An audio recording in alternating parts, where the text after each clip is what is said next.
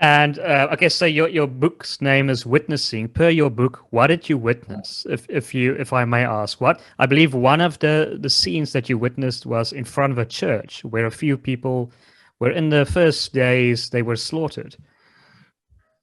Yeah, what I witnessed was a lot of. I mean, I was 13. If you can think about a 13-year-old boy.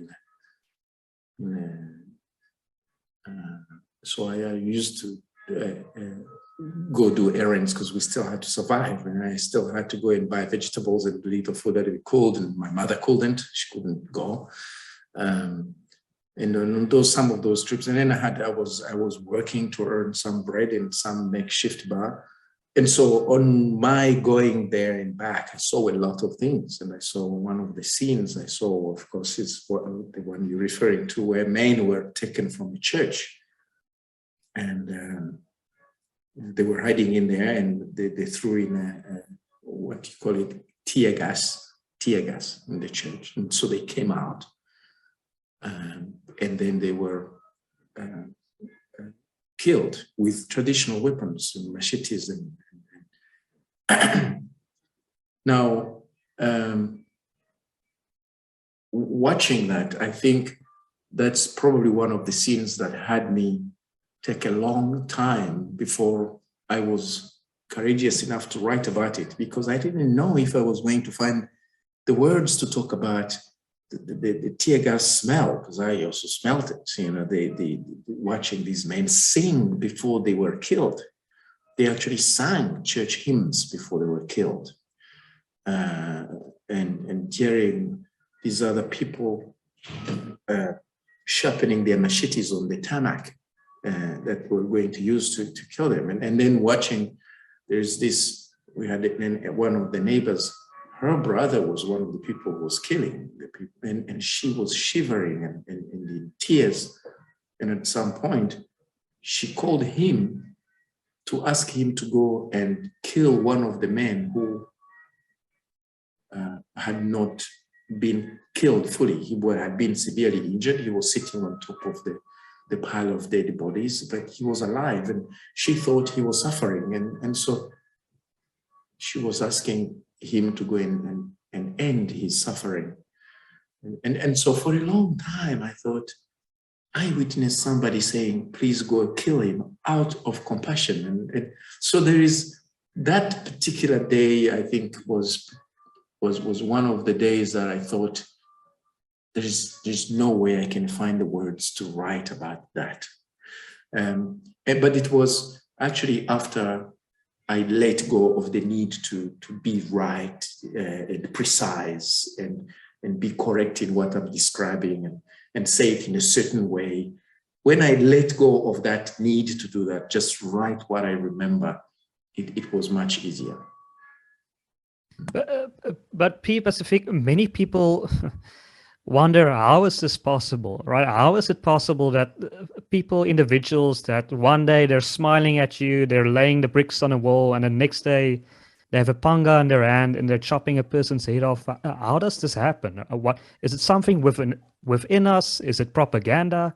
How did this happen? It's all of the above. It's all of the above. Now, I know that many people don't like to hear this, but I think we all have it in us, given the wrong circumstances or the right circumstances for the right amount of time. I think we can be pushed to a point where we do that. Remember that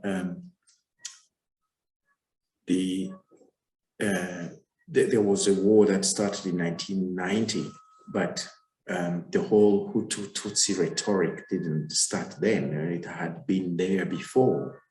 And in fact, there had been other events before 1990 which were polarizing. In fact, the RPF was formed by refugees, Tutsi refugees who are descendants, or actually they were children when they fled in 1959 and 1960 when there were uprisings against the kingdom at the time. So this Hutu-Tutsi thing was not new. It didn't come out of nowhere.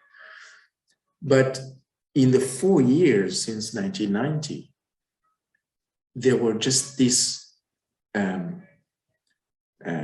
melting pot of polarizing statements, polarizing events, polarizing political parties. They actually, because Rwanda was a single party until a certain point, and in the early 90s, they opened up the space for a multi-party system.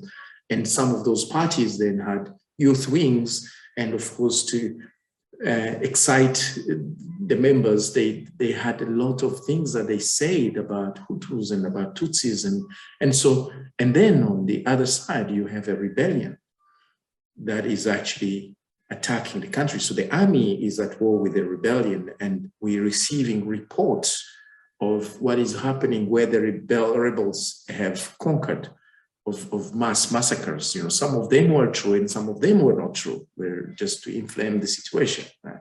And so you have then politicians who say, you see what they are doing where they have captured, you see the many Hutus that they have killed, this is what they are going to do when they get to you. And so you need to defend yourself. And so, and by the way, it's not just these RPF, it's your neighbors. They are the ones that are the cause of all of this. So you have this this fear mongering, I want to say, that happens over time. And then at some point, whether it was the trigger or not, then when the president was killed in a shooting, they shot the plane down. When the plane was shot down, what people said is, what more proof do you need that these people are actually out to get your blood? And so it served as proof that they are indeed bad. And so I don't know if I can explain how that happens, but I can tell you, on the 6th of April, 1994, we were still in a country that had a lot of hope. There was the Arusha Accords had been signed. The government, transition government that included the rebels and the government was, in the process of being put in place. There was no war in the country at the time. There was hope of peace and everything. There was what you call them, international forces, it's called UNAMIR or MINUAR, the United Nations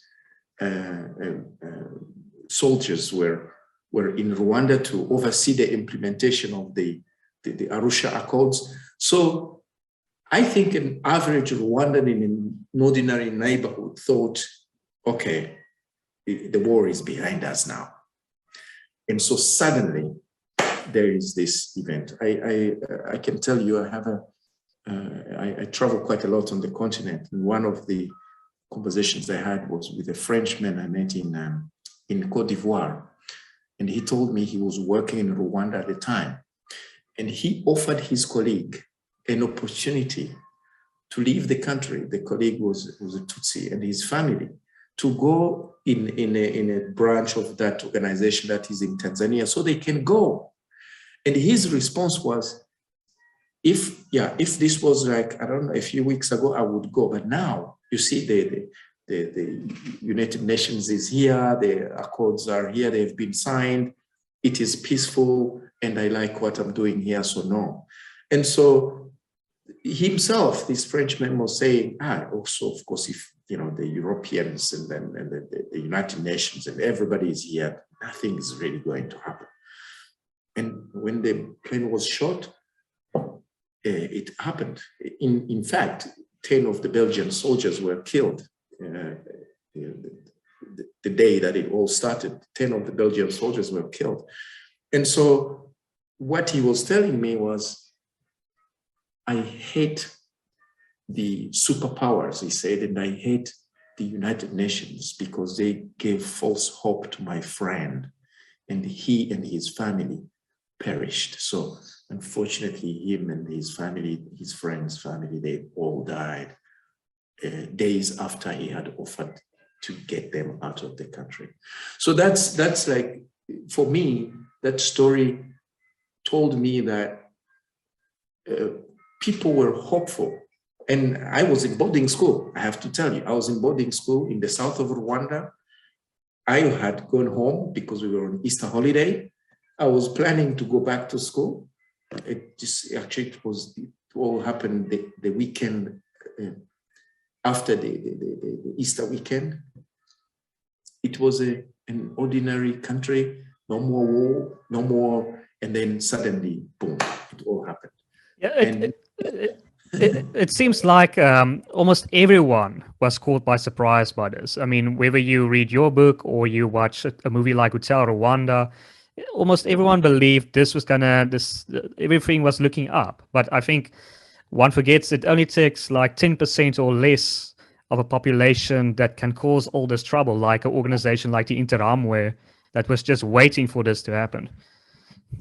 Absolutely. I mean, I think in any you just need that, whatever they call it, trigger, or and then it's very easy to reach a tipping point. But it had all been simmering for a long time. Was it avoidable? I think so. I really think so. I think it was avoidable. Do you think the Americans or the Europeans could have stopped this? Well, I think Rwandans could have stopped it, but as far as the powers of the time, the Americans and the French and everybody, I think they could have limited the extent. I think they could have intervened and limited it, certainly,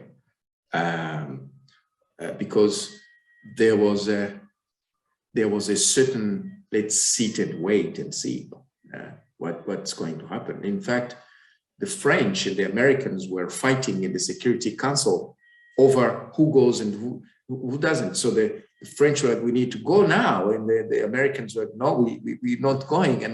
And so eventually the French got only permission to create a buffer zone in Rwanda, in the western part of Rwanda, but not to actually have a bigger intervention. But it all happened too late.